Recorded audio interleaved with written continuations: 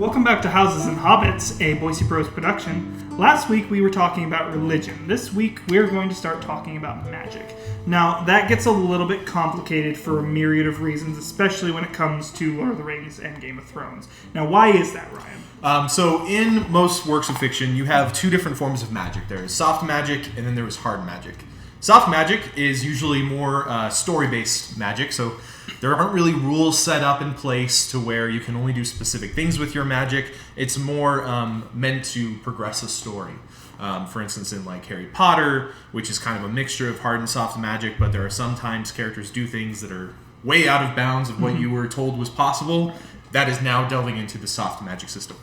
Hard magic system is like anyone who plays D&D, Dungeons & Dragons. You have powers with specific rules in place to where they can only do such and such ability based on such and such rules. Like if you make a sword that can be turned into fire, that's all it can do. Yeah. And it's explained how it can do that. And it does, X amount of damage or whatever. There's rules based on that. Precisely. And you're going to get that more in like something like D&D where...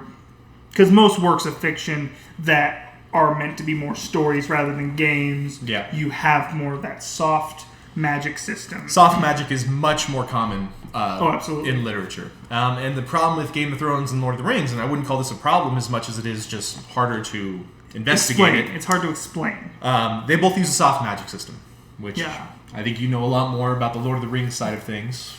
And I mean, I've done plenty of study into like how Game of Thrones works, but let's focus a little bit more on Lord of the Rings for right now, where basically you have individuals in the world, in the lore, who are able to kind of, what's the word I'm looking for? They affect the seen versus unseen worlds by their ability to communicate with both. Yeah, so there's like a veil in Lord of the Rings where you have the ordinary world and then all the magic is in this unseen world. Or like rather the supernatural or like beyond what men and hobbits and like the normal people recognize as beyond them. Right. I mean, take Gandalf, for example, right? We have no clue what everything that he can do. We've seen some things within the movies and we've read some things, but as far as everything else... one of the most blatant things in like the movies, and it's the only time where it almost gets into like that D&D style magic, is in the extended version of Return of the King. They go to Isengard and they're confronting Saruman, and in that version he's trapped up in his tower and he shoots a fireball at Gandalf, and it's the only time that something like that happens. Very old school. It's just like, where did that come from? We've never seen this kind of magic from them before, and it's a cool scene though. I still love it because he shoots the fireball at Gandalf, and it just dissipates around Gandalf because at that point he's more powerful than Saruman. Yeah, with a lot of the battles, and it is mostly like classical warfare with very little magic dipped in, but when it does pop up, it's pretty freaking rad. No, it's really rad. Yeah. Another scene in Return of the King that I really love is Pippin has come to get Gandalf and he's saying, Faramir's being burned alive by his father, we have to go and stop him, and they're riding up, and this is another extended scene where the Witch King comes in on his fell beast, and there's this kind of confrontation where they're both kind of power struggling here. The Witch King pulls out a sword and it just starts flaming, and as Gandalf's just sitting there trying to like hold him off, his staff just explodes out of nowhere, and it's just like the Witch King didn't even touch him. And that's probably more like into that unseen aspect of things. Speculating on that, obviously there's no written record that that's what Jackson was going for in that. It's actually kind of interesting too, because when you have Lord of the Rings with its very like specific religious standpoint, history, if you would, right? That's set in stone. Like this is how Tolkien wanted it, right? And like this is what the history of the world is. Then you have the magic system where it's like, there's an unseen, and then there's a scene, and stuff comes through it, and magic happens. Well, and it's not set in stone like it's history. Yeah, exactly. And it's also very interesting. So we talked about the Einar last time, and so they're all the people that are under Eru-Ilúvatar, the angels, yada yada. It's so interesting to me to find this out is that they have a cap on their power, and it's very interesting, and it's kind of the. You talk about Sauron and how in his creation of the One Ring, he poured his will, he pulled his entire essence and poured it into this one thing, so much so that it had a mind of its own. Right. And because of its destruction, he was able to be completely destroyed. You find that across a lot of the Maiar and the Valar, where if they create something, it's taking away from them to create that. And in the case I want to talk about here is before there was a sun and moon in the Lord of the Rings universe, there were two separate timelines, or time periods, rather, where there was the time of the lamps, and then there was the time of the trees, where those two things were the light sources for the entire world. And so you had, at the beginning of time, you had the two lamps on either side of Arda. And not to encourage any of you flat earthers out there, but Arda is actually flat in essence. Like, it's got this veil around it that makes it round like a planet, but then the world itself, the land mass, is like flat. That's pretty cool. So it's kind of interesting. And so on either side of this, you had these two giant pillars that had lights on them. And so those were the light source for a long time. I believe Morgoth launched an attack that ended up destroying those. And then you had these two trees, a golden tree and a silver tree, that were then producing light. And they were both in the Undying Lands for a long time. And then eventually those got destroyed by Ungoliant, which was a giant spider, essentially, and she drank light. And from the seeds of those trees, gold, silver, you got the sun and the moon. And so those became eventually the sun and moon. But you could never make those again because the Valar who had created those trees had given so much of themselves to make those that it would just be pointless to make another. Because at some point they would fade away by losing that power, essentially. So, but we're not saying that all. Well, that's kind of the question, I guess. Does all the magic in the realms kind of stem from that whole story/history, or is that just sort of like an explanation for why we have a sun and a moon in the sky? That's an explanation for why we have a sun and a moon, and I just kind of went into the more so like the power behind these beings is finite. So, do we have an answer where magic comes from then within? Unfortunately, and once again, this is just in my research, I didn't see any actual, like, where this came from. I just assume based on how the world was created, you just kind of have this inherent, like, supernatural or magical, whatever you want to call it, behind the world. And once again, that just gets us back into the seen versus unseen. Right. One thing that's tough is a lot of stories that delve into magic. They usually have a character that is learning how to use that magic, and that's how you as a reader, you get to learn about how the magic works. Lord of the Rings, you don't have any character that is learning how to use this magic. You have Gandalf, who's already a wizard, who already knows how to cast spells. He doesn't need to go through the explanation of how he's doing this.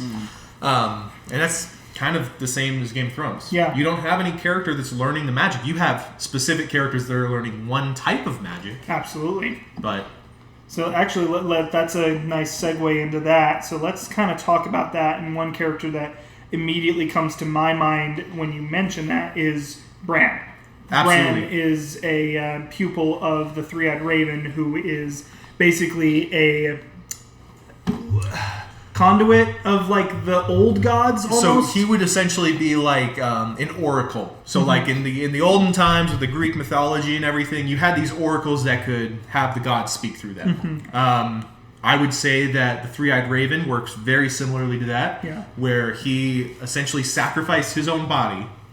As you know, if you've watched the shows or read the books, he's actually in a tree. Like he's, and it's actually even more graphic in the books because he's actually got the roots of the weirwood tree growing through him. He's missing an eye, and it's like coming out of his eye socket. Like he has become. He's like he has tree. Become one with the weirwood tree. And so he sacrificed essentially his body for the old gods to speak through him. Yeah, to just be their conduit. And in a way, he's not really tied down to that tree. He's actually gaining more powers because the whole point of being the Three-Eyed Raven and being this conduit for old gods, he's able to warg into different creatures. He's able to experience life psychically And then I don't really remember how much they might have delved into it in the books, but obviously in like the TV show, being the three-eyed raven gives you this complete access to viewing all of time, essentially. Yeah, so the it's briefly explained, but essentially where because you are now a conduit for the old gods, you can see, it's a way you can kind of see through the old gods' eyes. So the old gods are granting Bram visions of past and future, well, somewhat future.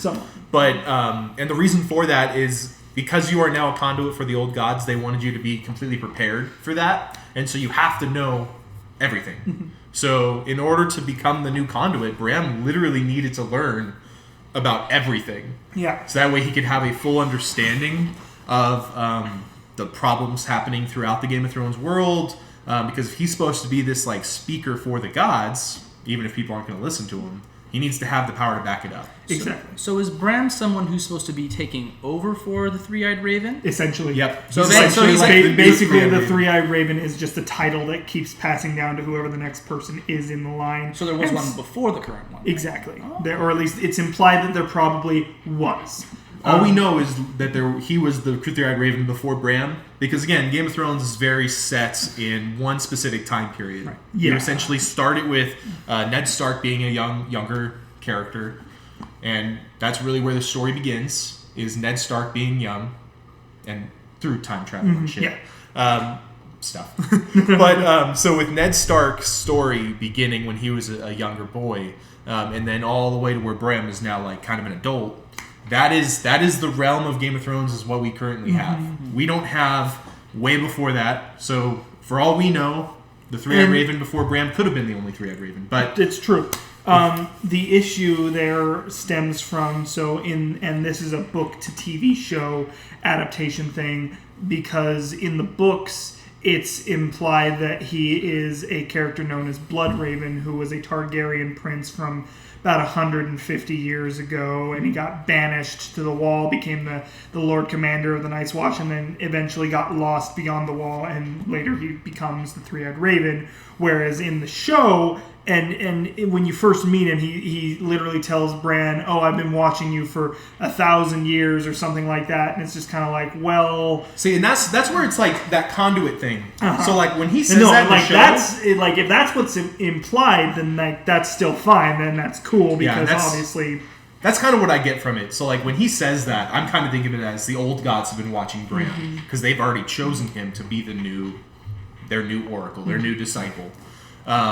So, I kind of saw that as less him talking as a person and more him being the three-eyed raven speaking for the old gods. Absolutely. The other character that really delves into magic in a way that I was talking about earlier, where you get to learn, like, see them learning how to use the magic, is actually Arya Stark. Yeah.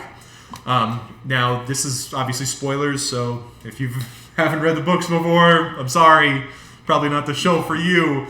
But Arya Stark goes through a lot of trials in her lifetime. Her very short life. I mean, she's very young by the time all this happens. Remind me, how old were they in the books? I can't remember. I want to say she was like 10 when the show started. When the show began, or when the story began, she was like 10. Yeah. And over the course of, I think it was like, 8 years? Something like that. Less than that. Like, it wasn't much time at all. Like, in the books, it's only been like 3 years. Yeah. She's meant to be like pre-15. Yeah.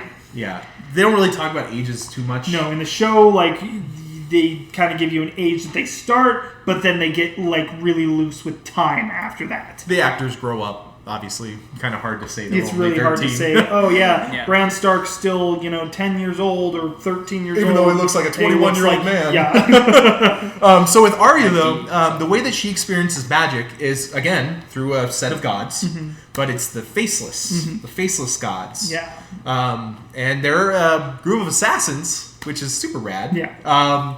But they literally take people's faces, hence the name, and they're able to dome them, which allows them to completely take over their, like, essence. So essentially, they give it, like, perfect disguise. So you put on this face, and your body shifts and changes to become that person.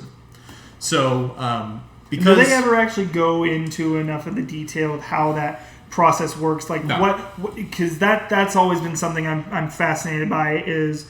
we never get an understanding of how do the faceless men do that. We see the dead bodies come in the show, and they scrub them clean, and then they cut the faces off and they put them on this wall, and then if you're a faceless man, you basically have access to these for your assignments when you're given an assassination attempt. Yep, and you can just put it on, and boom, presto, you're the person. You're this person. Now again, this is where it's more of a soft magic system. Yeah. So it's not exactly explained detail to detail, but we know that somewhat of the process, and this is where it kind of delves into like, hey, this could technically be a hard magic because some of the steps involves taking a person's body.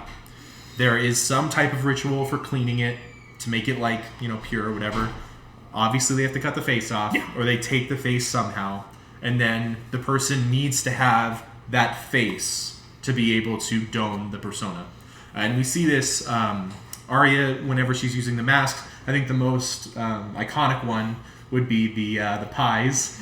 Oh yeah, when she first off, so obviously she turns into one of the servant girls in Walder Frey's court, but then I think even better than that one, and it was one of the best season openings in my opinion, was then after killing Walder Frey himself, she dons his face and has a feast for all of his sons and relatives, and she poisons all of their wine, and all of them die and as soon as the last one of them hits the floor, she takes off the mask, and it's revealed it's Arya the whole time. Most of us knew at that point, the way there was a lot of mannerisms that were being revealed, but the fact that she was able to completely look like and sound like. Yeah, it completely looks like the person that she is trying to be perceived as, and then she literally takes something physical off, and then boom, presto, she's back to herself. It's so interesting the way they make it look in the show, because it does look like a piece of cloth is just being undraped from her face. Yeah. It's so weird. It's horrifying. It is horrifying. Yeah, totally horrifying. I love the scene, don't get me wrong, I hated the plot point, but I love the scene where Sansa finds the bag that has all the faces in it, and she pulls out Walder Frey's, and you can tell it's his face. Yeah. Out, and she's just horrified. But they're physical items. And that's where it's less of magic is in the person. Arya doesn't have magic. No. She doesn't have any way to teleport. She might have learned a skill that might be involved with wearing the face, but it seems like the face itself is imbued with the power, not the person. Yeah. And there seemed to be some type of psychological processes she had to go through of the whole "you are no one." Yeah. She had to learn how to completely take herself out of the persona that she's trying to don in order to become that new person. Put whoever the person is that she's doning in back in. So So it's she has to be this empty vessel. And then they put in whatever personality she's supposed to be taking over, and then she's able to completely 100% dedicate herself to that role. But of course, she fails at that because she decides, hey, I'm not going to be this nobody. No, I'm going to stay. I'm going to keep my name. I'm not working for her in the show. And then she's still able to do it, though. Yeah. So even after... So this whole cult of these faceless men, they're always oh, you can't be anyone in order to use this power. Well... She can. She learned how to do it, and she was able to still maintain her personality. It'll be interesting to see where that goes in the Winds of Winter, if that ever comes out. Because at this point, we still have not actually left Bravos when it comes to Arya and her faceless men time. So that'll be interesting because that was a big thing that I didn't necessarily like. Because it went against the whole it went against what they were trying to make it seem, and that just kind of goes back into that soft magic, especially for the TV show. Yeah, the TV show I think delved way harder into soft magic. They were like, hey, we don't know how to explain this as the writer. We're just going to really push this whole plot and use the soft magic to try to push the plot farther. Let's see. There's another one. There's another person that wields magic, probably the only witch that really Game of Thrones has. And again, it's from a god. So. Oh, okay. You're going to go with Melisandre. I thought you were actually going to go with Murray Masdur. I think let's start with Melisandre, because I think this one will be a lot easier for people to understand. So, the Lord of Light. This whole see into the fire, and she's able to pull magic away from... The Lord of Light is giving her these abilities. And she has a lot of them. Not Absolutely. much, not unlike... So we have Bran Stark, who can warg into things and time travel and see through time. We have Arya Stark, who can dome faces, and she physically can like change into the person's body. Melisandre has a lot of different powers. When we first see her, she has this shadow baby, and it's used to go and assassinate a king. And so, and actually, that's always a fascinating thing, because you talk about Ashai as one of the places, and Ashai is one of those places in the Game of Thrones world that is actually still very much imbued with magic. Game of Thrones is a world where magic is honestly kind of on the decline at the beginning because of like lack of dragons and all these other things. But Melisandre came from Ashai by the Shadow, where she learned how to bind shadows, and she was taught. Like she was taught this ability. And this is where it's like, okay, if we were able to learn more about Melisandre's story, we could actually learn that, hey, Game of Thrones, where it looks like a soft magic system, it could actually be a hard magic system. Yeah. Like, because she has to do specific sacrifices to get her things to happen. There are rules in place that Melisandre has to go through in order to cast her abilities. Unfortunately, we just don't have all of that information yet. I mean, it seems from the characters you've talked about so far, they do all kind of have their own like sort of rituals, right? Yeah. So from what we don't understand, there's a character, we don't understand why the rituals need to be a certain way, right, or like what exactly in that ritual starts imbuing them with certain powers, right, or like what's the limit to their powers. Like Bran's awakening of his abilities is literally from him being pushed out of the tower at the beginning of the series, and he's a cripple after that. Right. And so it could be something where it's like he lost one part of his body and he gained another ability. Actually, so that's a fantastic segue into just how the magic in this world seems to be. There's this big theme of only death can pay for life. You must give something to receive something. Yeah, like sacrifice. You give a sacrifice, you gain something. Bran Stark loses his legs, he gains the ability to warg into things. Arya loses her personality. She's able to take on other people's... and then Melisandre literally sacrifices people or things. She burns them to the Lord of Light all the time. Lord of Light grants her abilities. And like one of the only, like, when you talk about interviews with George R.R. Martin, like one of the most in-name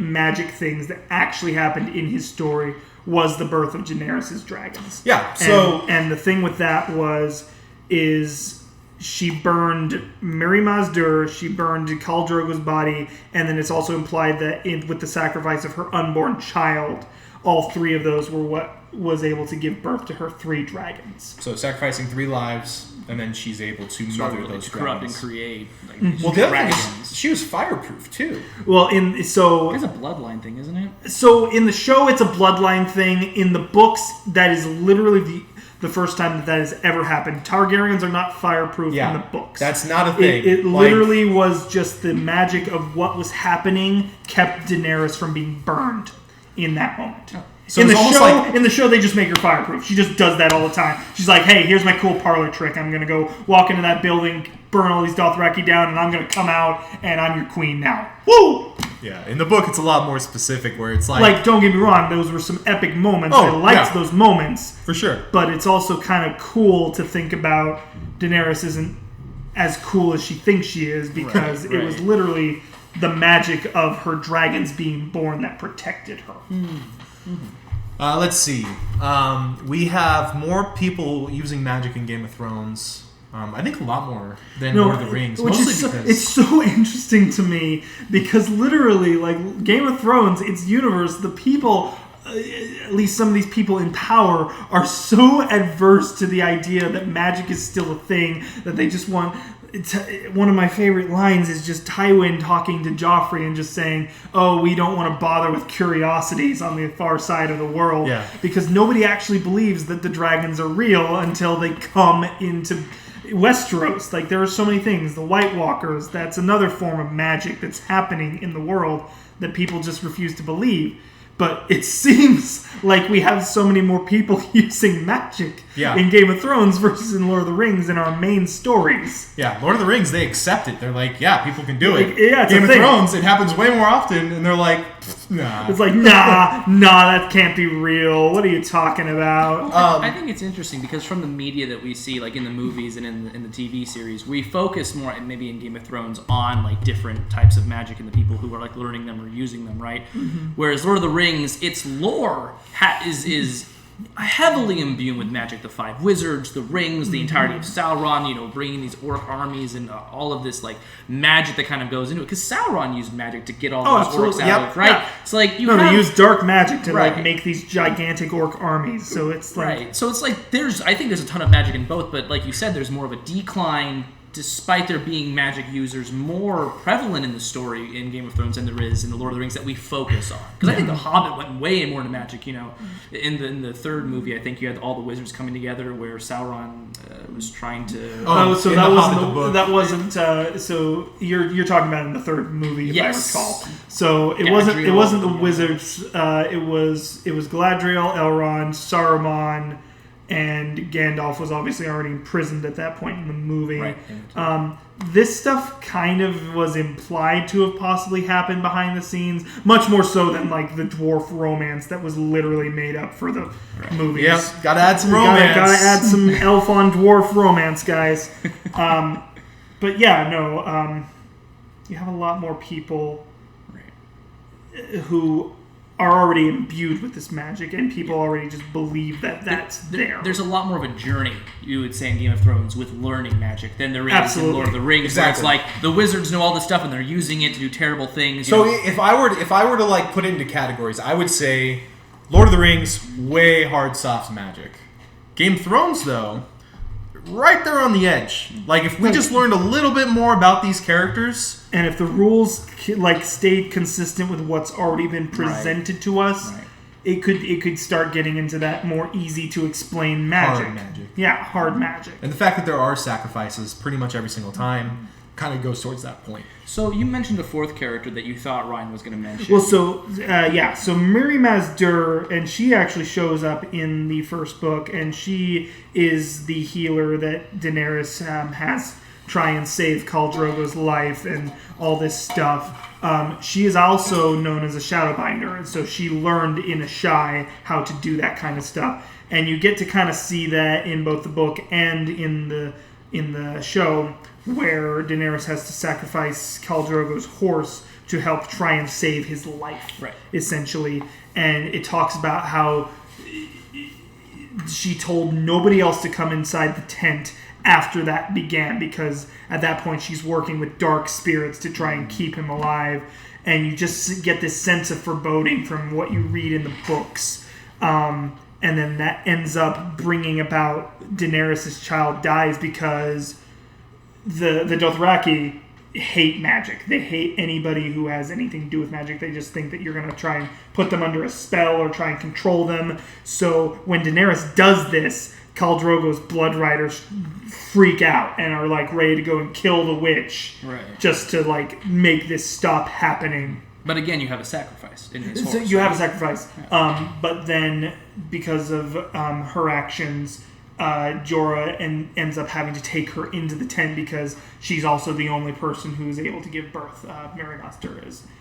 Because everybody else refuses to touch Daenerys at that point because she is tainted. Right. And then what happens next is described in the show, and we talk about in the books, is that because of her going into this tent, her child came out basically dead, first off, and he looked like a gargoyle. He had dragon skin. His skin was just peeling off. He had the tail of something. It was just... It was heavily implied that it was like part dragon. Yeah.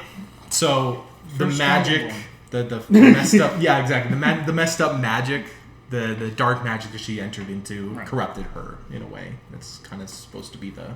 It's the understanding. But again, sacrifice was necessary for it to work. Quick question. Mm-hmm. So the entire Game of Thrones, I mean, I wouldn't say, well, there's a lot of stories, but it all kind of hinges together with, this throne of swords. I don't know much about it. Is that magical? It's political. The throne itself isn't really magical. It was made supposedly in the fires of one of the dragons that Aegon the Conqueror brought to Westeros. With that being said, and I don't know how he'll take the story for the rest of the books, I honestly always thought that this was going to be a thing in the show, and I thought it would have been a cool thing because at the end you find out, or in the show you find out that Valyrian steel, which is its own kind of magical steel because it's forged with dragon fire or like dragon spells, it kills White Walkers, essentially. And so I always thought a really cool way to like get rid of the throne as an entity to fight the White Walkers is to imply that all the swords are actually Valyrian steel because of the fact that they were bathed in dragon fire. And so they basically take apart the throne to save the greater whole of the kingdom. Kind of like the throne becomes the people. Exactly. Like, that would have been a really cool thing in my opinion, but... Yeah, it could still happen. It could still happen. It's possible. I do like the parallel, though, that if you thinking about, like, Lord of the Rings, the thing that you think of most is, like, the ring, right? The one ring at the center of it all, which is this heavily magical, we have to destroy, the whole journey is about it. And then on the opposite, in Game of Thrones, which central figure would be, like, this terrible, throne with all these swords sticking out that has no magical entities. It's purely political. So I just like the parallel between the two. No, and it is a really objects. cool parallel. That's why I've always enjoyed Game of Thrones so much, is you like the political intrigue. You don't necessarily need the magic. The magic's just... It's sort of like what The Walking Dead was, where you have the people and their drama, and the zombies are just the icing on the cake. Right, and The Walking Dead's more about the people really than the actual zombies. They become The Walking Dead because, So that's one of the main reasons you like Game of Thrones, is because initially you're drawn in by the political intrigue, not necessarily the magic. Yeah. Curses in both series. I don't know how heavily this is implied or if it's outright stated, but what is the throne called in Game of Thrones? The Iron Throne. The Iron Throne.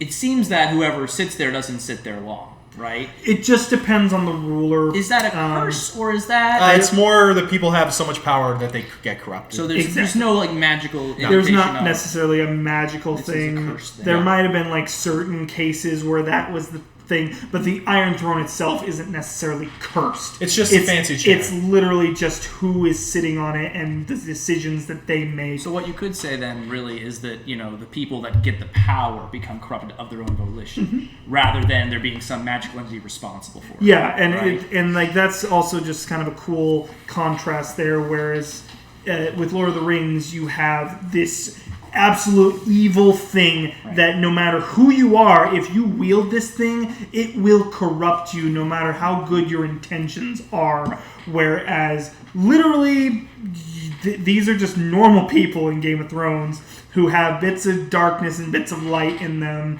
I mean, the stereotypical good guy is the Starks, but even them being as righteous or just as they are, they fail. Right. They get killed. Right. So it's kind of nice to see that evil is just inherent rather than here's the embodiment of it in this magical item. Right. And Lord of the Rings is much more good versus evil. Game of Thrones is like people aren't inherently good anyway. Let's see what happens with them when they throw in magic. He's constantly quoted as saying, I write about the human heart being in conflict with itself. Right.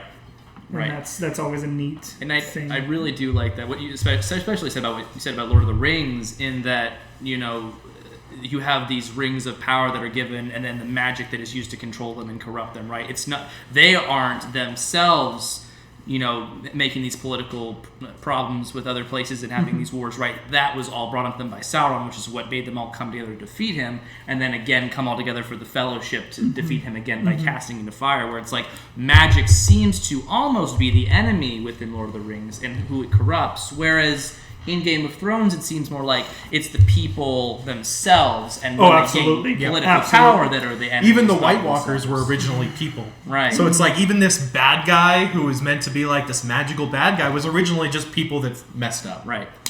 Right. I think that's kind of cool. I like to think, and this is just speculation on my part, with the White Walkers in the books versus in the show, I like to think that they weren't created as this weapon to use against the first men.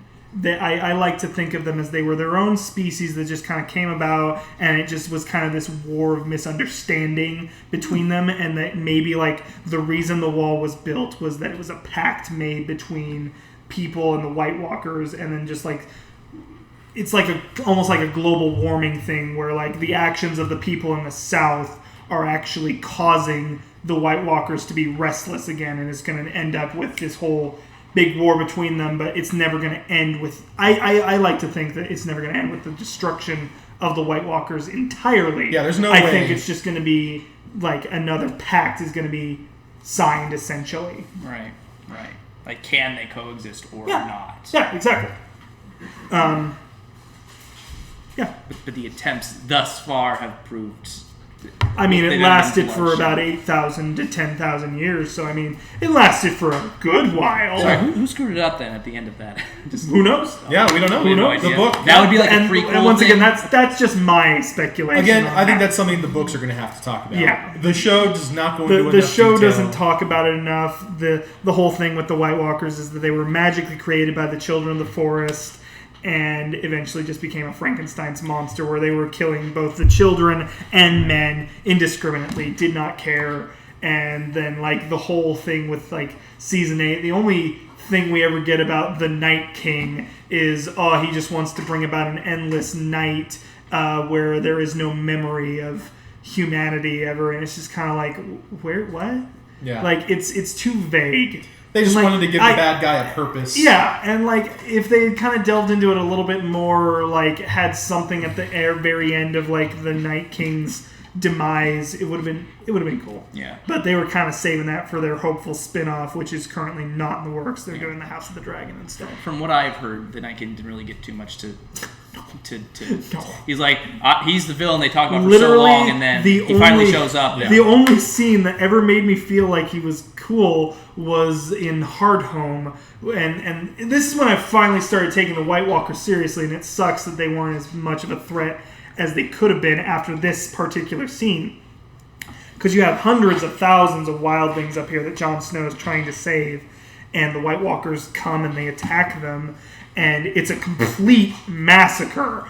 And as Jon Snow's sailing away, the Night King comes forward and he presents himself. You finally like see like this is the guy we got to worry about, and just as like a show of power, he just raises his arms, and every single person he just killed comes back to life As White as Walkers. as a white. So he's very magical. Then. Oh yeah. Yeah. So he is 100% magic. Yeah. But the only way that we know, especially from the show, that he got his magic is Children of the Forest. Children of the Forest created him by stabbing him into a tree. Yep. Which, soft magic.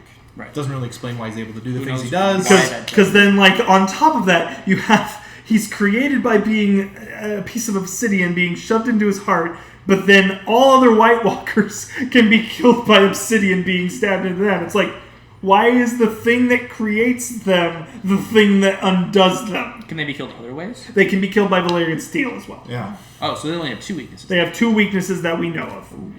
And Book-wise, he could make it more. I'm hoping that the book goes into more detail. Because the other thing is, like, we all were kind of thinking, oh, what if Dragonfire is a weakness? And then in the show, Daenerys tries to burn the Night King while he's on the ground, and it's a really cheesy moment because he comes up from the flame and he's just smiling because he's like, I'm so cold, the fire doesn't affect me.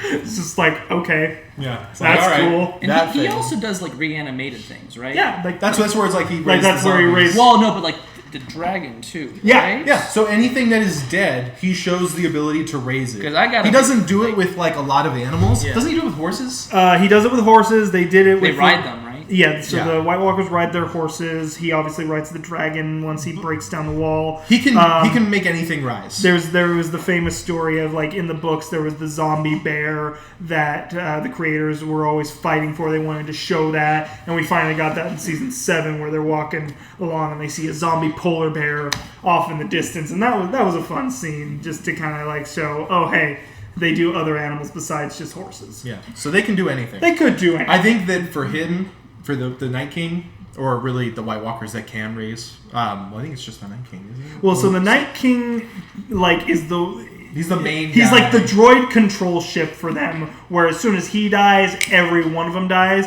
but each individual White Walker has the power to raise their another own, and so any that they raise, that then when they die, go away. Okay. Do White Walkers maintain any personality, or are they No, they're just zombies? No. And that's why I want to believe that in the books there's a little bit more complexity to them, because they actually have their own language. It talks about how they're like speaking to each other in what sounds like shattering ice, but it's clearly like them speaking to each other. Yeah, so like there's definitely more that Martin is wanting to reveal, but the show, they didn't know what they weren't there in the story yet. And like I said, they were banking on spin-offs at that point, and so when Blood Moon got canceled, which is what it was going to be called, we'll see if they ever get it off the ground in another form, but and I'll watch it just to kind of see what they do with it, but that's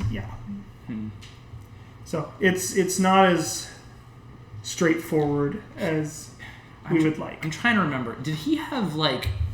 It was him. I don't know. We're talking about the Night King? Yeah. There was the Night King, and he was on a hill. I don't know why I remember this. It was like maybe a commercial, maybe it was passing by someone watching it. Probably. But like he was on a hill, and then there was like 4 other people behind him, and then there was the army. So he had generals then? He had people that were like higher ups. Basically, literally, when it comes to the White Walkers, in the show especially, you probably have about 20 White Walkers or more, maybe a few more, and then literally everything else is just grunts, where it's just zombies. Right. That's it. They don't have any intelligence. They're just being controlled by this hive mind of the White Walkers. The grunts. Yeah. Whereas the other maybe superior officers might have something more going on. We just don't know. No. They seem to like speak and like for instance in the show, one of the generals tries to fight Jon Snow, right. And there's definitely intelligence. Yeah, there's intelligence. Are we talking about the hard home fight? Yeah. So in the hard home fight, Jon Snow gets locked into this like building with one of the generals, and the general is trying to fight him, and then that's the reveal that Jon Snow has a Valyrian steel sword. The sword that he's been carrying around this whole time. It was a really cool scene, because that whole time you're worried that Jon Snow's going to die. If you were a book reader, you knew that wasn't going to be his time to die quite yet.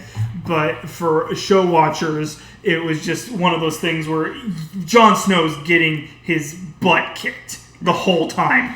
And he frantically reaches for his sword that's been thrown across, and he reaches up, and any sword that has ever come into contact with their ice swords just shatters. And then as soon as it hits his sword, it does not. And even the White Walker's like, oh, what in the world? What just happened? His eyes get bright. He's surprised. He shows intelligence. Right. Okay. That he's like, oh gosh. So it's not like they're morons. They at least have like intelligence to them. And I think that's when the soft magic kind of comes in, because you have these like higher intelligence, higher capability of speaking, maybe emotional intelligence characters that did he create specifically? Did they have something before they? It's implied that all of the White Walkers that were created at this period in time were the sons of a certain character.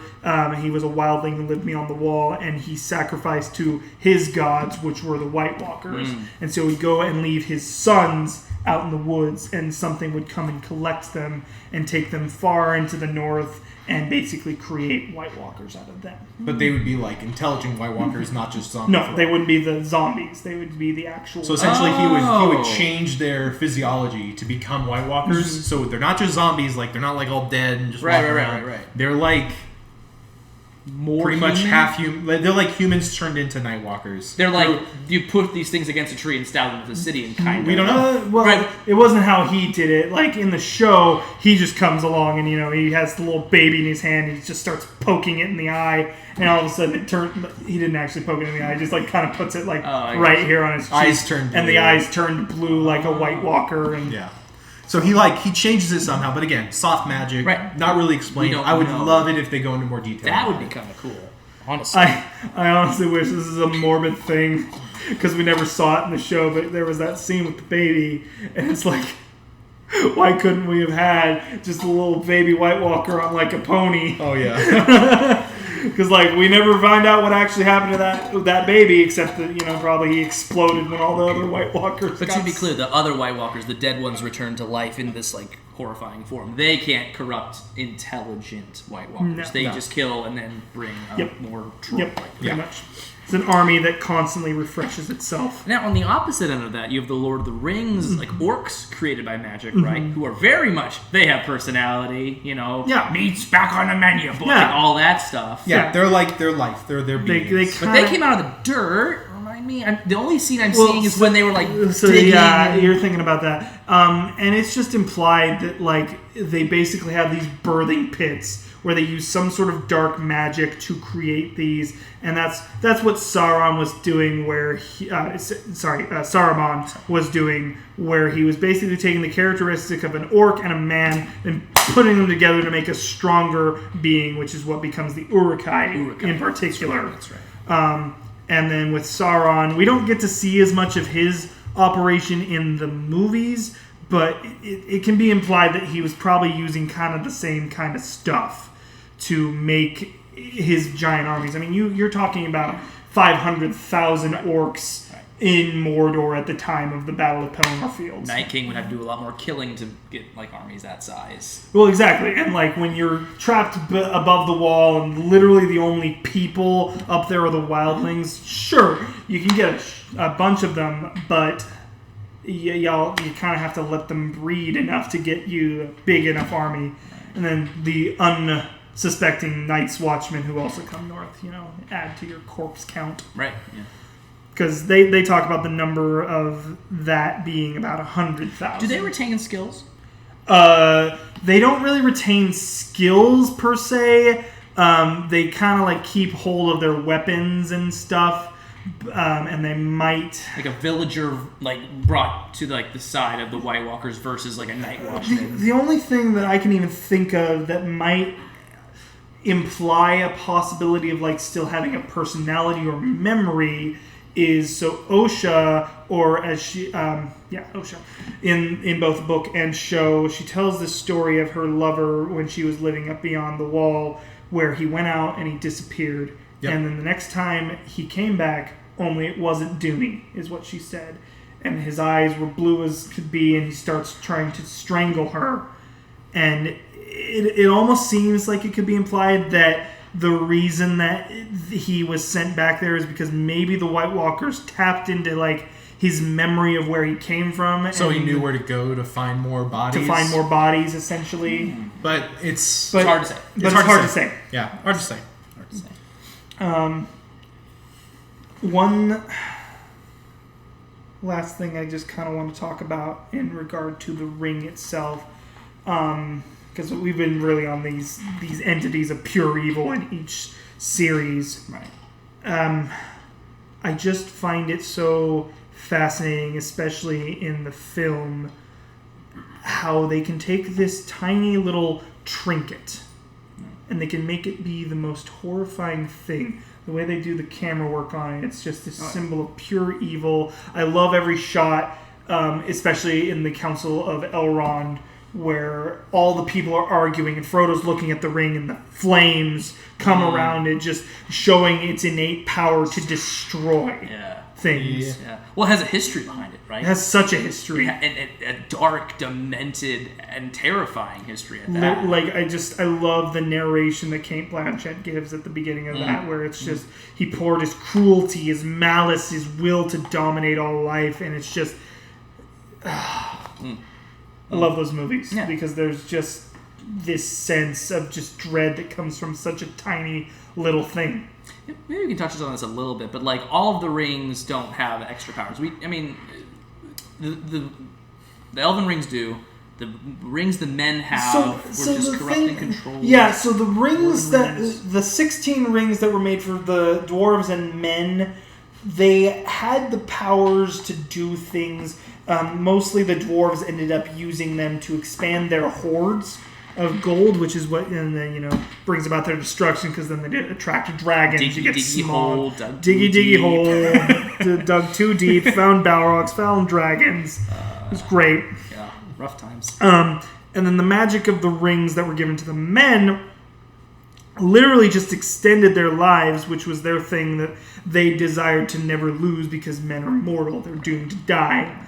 And so Sauron exploited that and gave them these rings that essentially expanded their lifetime so long that they just became nothing. And that's why you only see them as these figures draped in black, whereas then when Frodo puts on the ring, you can actually see what they physically look like at that point. Nazgul. Mm-hmm. So, Do they still wear them as the Nazgul? the rings? Yes. Yeah. So They do. if they took it off, They took off those gloves that they have in the movies. And there was actually a picture in one of my lore books of what the rings looked like at this point. And like it literally was just this black thing with a red eye of Sauron, basically in the stone. it's the only thing keeping them alive. Yeah. Right, If they were to take the ring off, they're, just like when Frodo. they're as much tied to the fate of Sauron as basically the rest of the world is at this point, because I talked about how the rings of power are all tied to the fate of the One. Right. And as soon as it's destroyed, that's when elven power starts to diminish, and they fade off and go into the west. Right. So we have the Nazgul, right, and they have their rings, and is it true? Okay, I don't know. There's obviously the scene, Return of the King. You know, I can be killed by no man. I'm not a man. I'm a woman. Yeah. Is that in the books as well? That is straight from the books. There is a semantic reasoning. Let me just tell you the real quick lore of the Witch King of Angmar. I will try and summarize it as best as I can. Yeah. Basically, in the period after the ring was lost from Sauron's grip, you had the two kingdoms, Arnor and Gondor. And basically the Witch King's task was to go north and destroy the northern kingdom of Arnor. And nobody knew he was a Nazgul. And so he just took on the name the Witch King. And he became like what Sauron would be later called, like the sorcerer who lived in Dol Guldur. And he goes through all of this stuff. And he destroys the kingdom. And Arnor is just completely shattered. The Dunedain are like in such fewer numbers. It's awful. Right. Like, when you go into the lore of that, it's so awful what the things he does. He unleashes a plague upon the entire kingdom. It decimates their people. It's all magic. Ugh. Like, some of it was magic, so So the Witch King's got some freaking... he's got some powers. Okay. Yeah. Anyway. He's like a so, wizard. He's So kind of eventually, after the fall of Arnor, Gondor and a bunch of other elves go into the far north, and they basically root him out, and get rid of him. And then, like, the current king of Gondor at that time is trying to follow after the Witch King and the elf who was with him. I want to say it was Glorfindel. Basically, he first off puts off a prophecy almost. He says, "Do not pursue him. Far off is his doom, and not by the hands of man." And so, in that, both Merry and Éowyn were both able to do that because they were not men. Is it? This is a weird question, but like, do you think it's more of a race thing or a gender thing? Whereas like hobbits aren't technically man. I think it was more of an inherent magical thing. I don't know if it had anything to do with... I mean, it could have just been a prophecy, though. I think it was mostly he could have seen into the prophecy. future and saw it was a woman that killed him, so he Yeah. could have just said, Oh, "You're not going to be able to do anything. I see what you're a saying. guy." I got you. So it could have been like an oracle's prophecy. Right. Which, So it wasn't like a magic that like kept him safe from men It attacking. might No. have been, but I don't like to think it was that. I like to view the prophecy. I side like of to things. view it as like, okay, we tried our best, but like he has to die at this appointed time. It's pretty cool though. Yeah. I mean, Witch King versus Night King. Who do you think takes it? Oh, which king? Witch King. I don't think the powers of Game of Thrones, the magic powers of Game of Thrones, are nothing compared to the magic powers of Lord of the Rings. I don't know. That's an interesting one for me.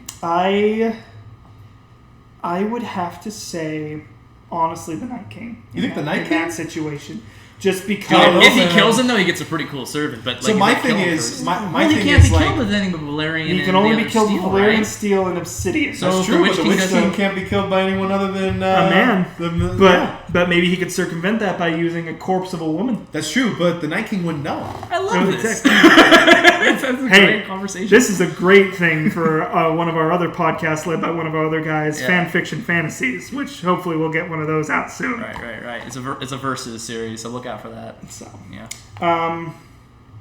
ooh, one more thing. Yeah. This is the last item, and I keep forgetting it, even though like it's such a big thing. Palantir. Okay. That is one magical item that we did not discuss at all for Lord of the Rings. Not really. And the Seeing Stones. Oh, okay. So just those are really neat. And actually, I didn't do enough research on those to remember the lore behind them. I want to say they exist. Basically they exist. They're cool. I like especially for Denethor in the books and the movies. It's kind of implied that he was using the Palantir in Minas Tirith to try and like keep his realm safe. But in doing so, he opened himself up to Sauron, and Sauron basically drove him mad. Like just manipulating him the whole time. Right. It seems like any time in Lord of the Rings people abuse magic, it gives Sauron a way to go through the veil, and infect people. Because he's a powerful guy, Sauron. Oh, absolutely. He's a powerful guy, and whenever he has an opening, he's going to take it. There. Yep.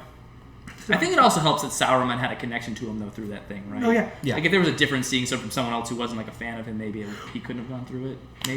Maybe. I don't know if he's that powerful. Soft magic.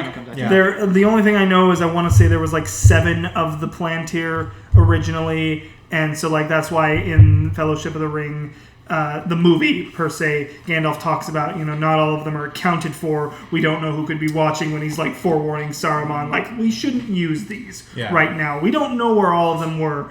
The only thing I can remember lore-wise is there was one in what would eventually become Minas Morgul. There was one at Amon Hen, which is where Frodo got stabbed, or Amon Sul, excuse me. Yeah. And then Minas Tirith, Isengard, and then one got destroyed. One's at the bottom of the sea, and I don't know where the 7th one is. I can't remember. Oh, there's only 7. There was 7. There's only 7. There were 7 of them. 7 Seeing Stones. So anyway, I think that's a good kind of overarching view of like magic in both of those. Yeah. Any final thoughts on that? I think that if once George R. R. Martin's book comes out, we'll have to definitely go back and kind of relook at this. Let's absolutely revisit this if and when that comes. If that's 10 years from now, we'll do our best. I think very last tangent. Is there an equivalency in Game of Thrones with magic items? Is there like things you can think of that are magic? So one thing and actually this is actually really good with Palantir.